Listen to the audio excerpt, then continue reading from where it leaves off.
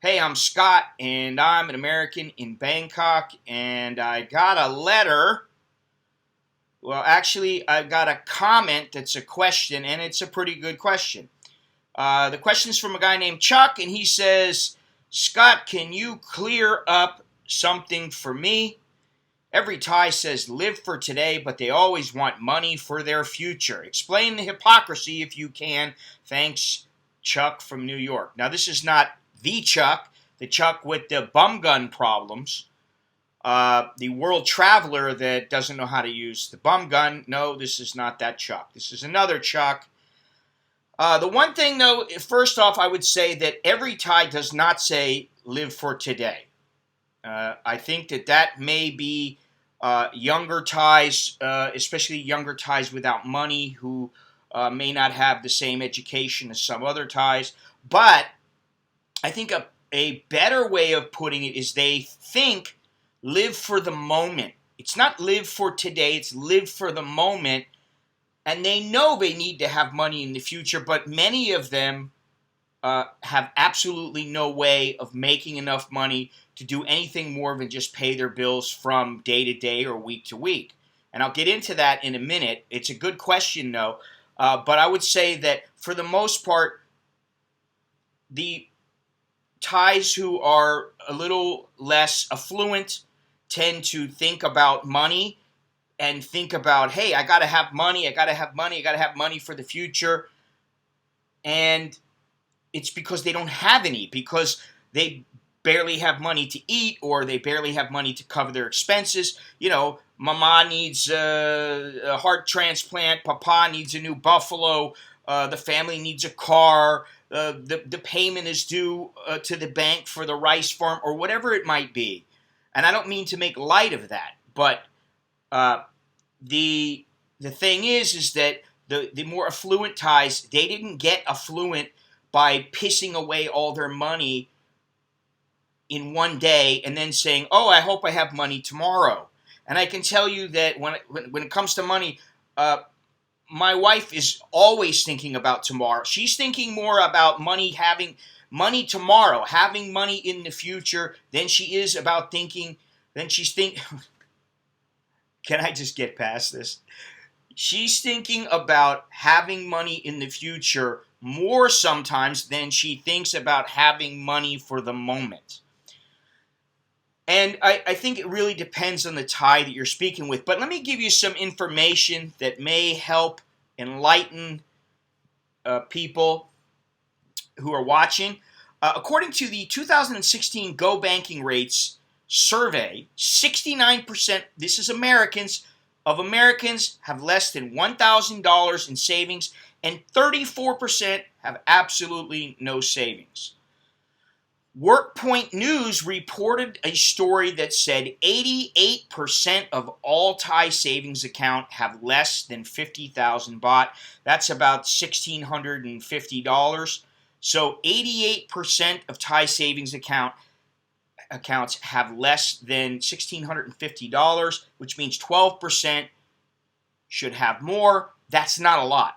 Retirement savings and old age pensions have become a major issue for Thais as the country enters the advanced stage of an aging society, with more than 20% of the population estimated to be 60 years or older in coming years. According to the Securities and Exchange Commission, more than half of savers in the Provident Fund system will have less than 1 million baht each after retirement, which is not enough for a decent living.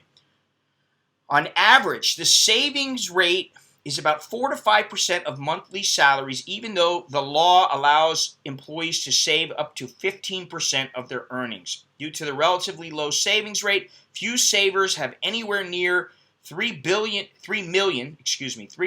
baht per person after retirement, seen as the minimum amount for reasonable post-retirement spending. This comes from various sources, but with today's farm population accounting for a much smaller percentage of the total population, the country has in the last several decades relied mainly on the industrial, manufacturing, and service sectors for economic growth.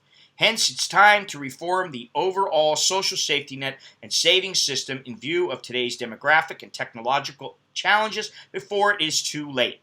In addition to post-retirement savings and old age pensions, the government needs a long-term plan on public health care. Based on the current trend of public spending on healthcare, it is unlikely to be sustainable, especially in the view of the aging society, when healthcare costs will skyrocket.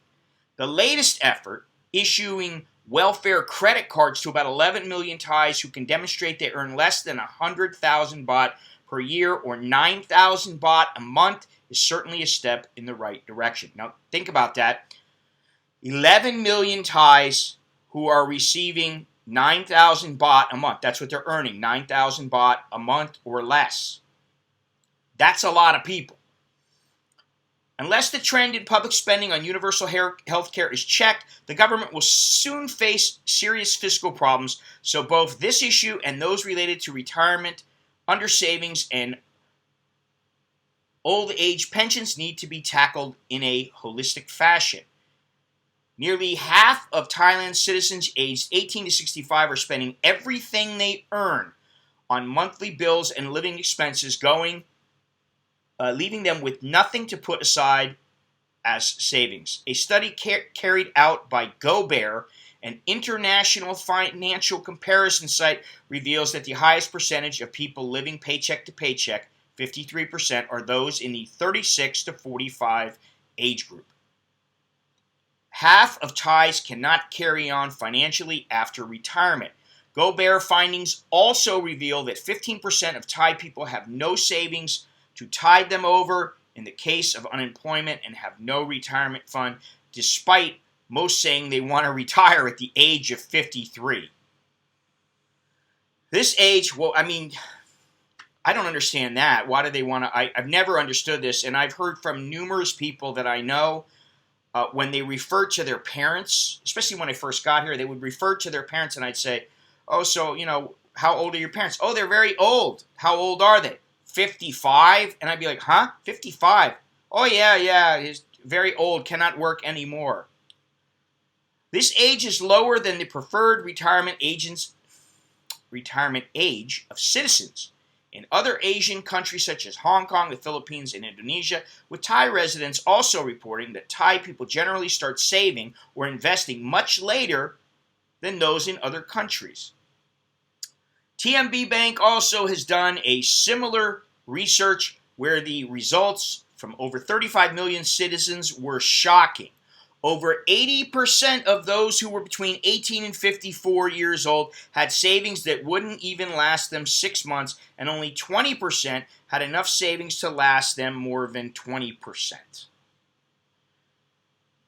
To last them more than 20% had savings to last them more than 6 months.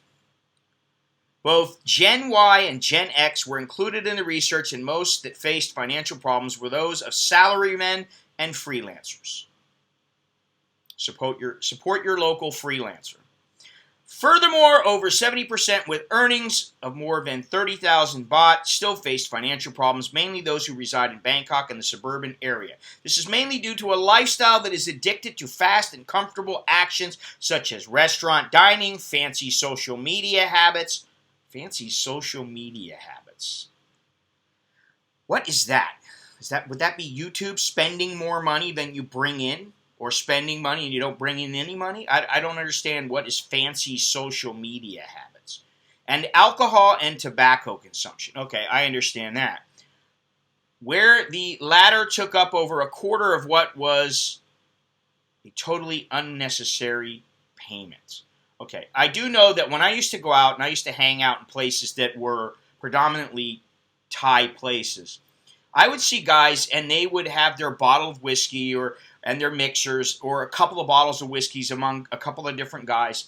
And they would say to me that the reason that they went to these places is because they just bought a bottle or two and then they always had a place to go and it wouldn't cost them much money.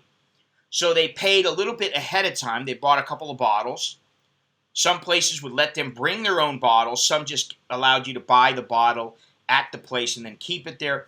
But then that way they had a place to go all the time and they didn't have to pay very much money for anything. So I understand that, but it is a total, listen, booze and tobacco while you may think that they are necessary, and in some people's cases they may be necessary, bottom line is those are discretionary items. Over 50% of those who had credit cards were not able to make the full monthly payment, and over 48% chose to make payment installments with interest attached. I don't know if that's so strange, though. I think, at least in the West, this is pretty much the case. A lot of people have credit card debt, and it's a big problem. It's sad but true that only 38% of those between 18 to 54 years of age consider holding separate accounts for daily payments and savings accounts. Over 49% stick to the idea of postponing their savings plan and rather focus on the happiness of today. So, there it is there. They want to focus on today, on the moment. Now, it says today in this paragraph here. But I think it's more about focusing on having fun at the moment.